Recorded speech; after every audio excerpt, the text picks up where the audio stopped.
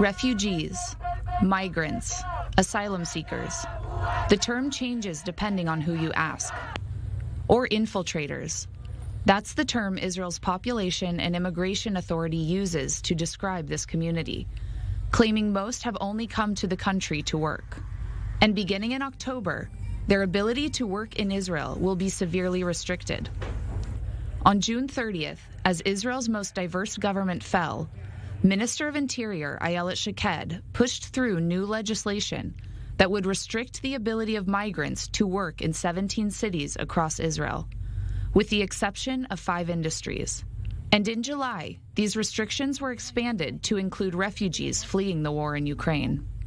Human rights groups in the country are speaking out. This idea of restricting them to certain cities or away from certain cities existed in different forms, so it's not very surprising. But again, the way it was implemented now, the timing and the content of this new procedure are surprising. They are radical. According to the UN, Israel's asylum seeker recognition rate stands at just 0.1%. This is compared to the average in Europe, which stands at around 34%.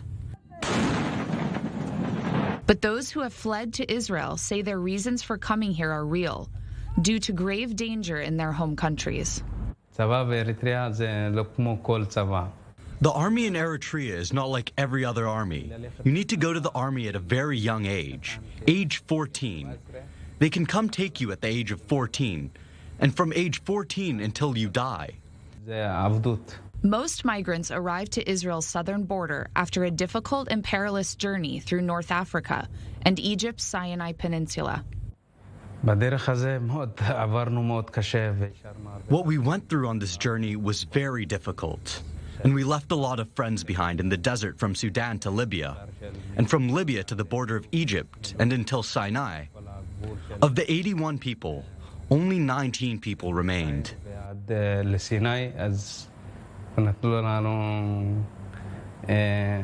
gave us a bus ticket to Tel Aviv, and that's it. We arrived in Tel Aviv and also had nowhere to sleep. So for 2 months, I slept on the benches in Neve Sha'anan. What was even harder was that I was in a place like Tel Aviv and was still hungry.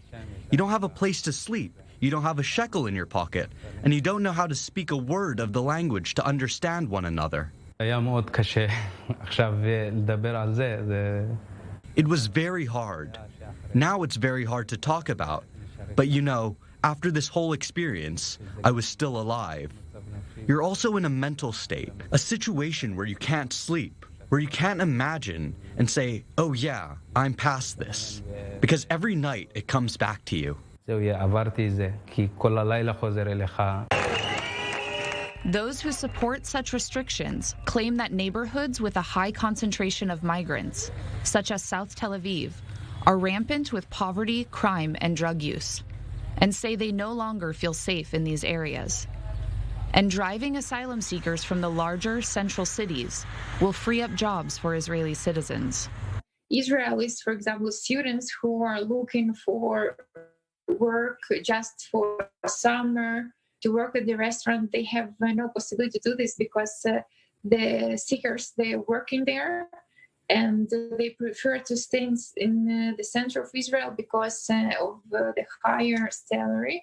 So I think that the government wants in this way to try to protect the Israelis who would like to work in this field. I cannot tell you if this really good solution or if it's a wise solution, but I think that this is the reason. While the Population and Immigration Authority has not given a reason why these restrictions were put into place, in a Freedom of Information request to HIAS, the Hebrew Immigrant Aid Society, they wrote, "The employment list is managed, as stated, to help workers in those branches where there exists a significant shortage of labor in the Israeli economy." Rights groups argue that increasing pressure and restrictions make it impossible for migrants to build stable lives, thus contributing to Israeli society. These restrictions will not only affect migrants, but also the industries they work for.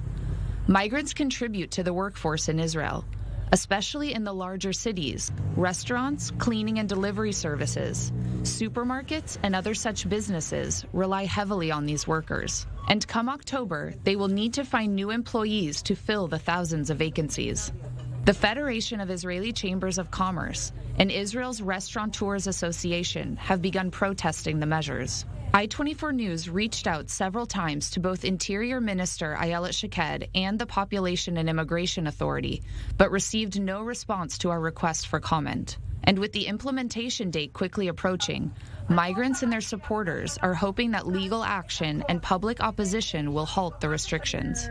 We're really hoping that the courts, the public will see the absurdity in this procedure. And as I said, we're optimistic. We believe that it's quite clear why is it absurd.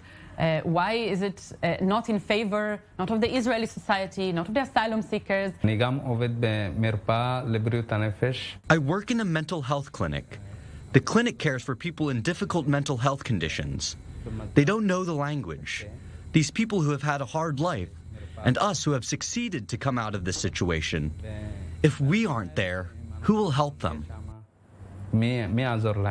Aurelia Roddy, I-24 News.